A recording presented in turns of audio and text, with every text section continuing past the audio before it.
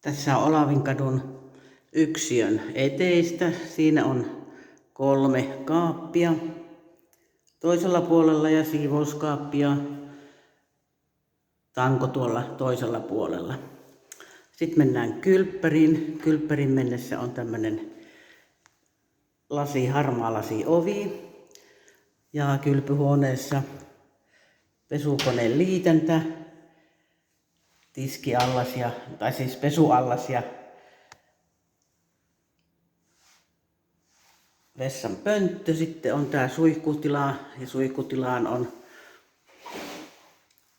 tämmönen lasiseinäke. Ja sitten nämä vaaleanharmaata kaakelia seinät ja lattia.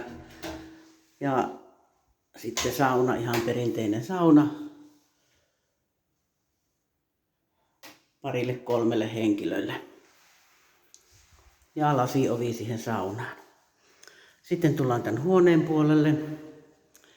Täällä on alkovi, johon mahtuu hyvän kokoinen sänky. Parkettilattia on vaaleeksi lakattua tammea.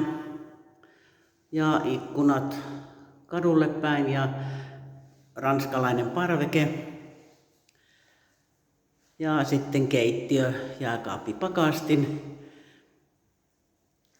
liesi ja liesituuletin ja kaapistot ja astiapesukoneellekin on liitäntä, jos haluaa sen laittaa, ja mikrolle paikka.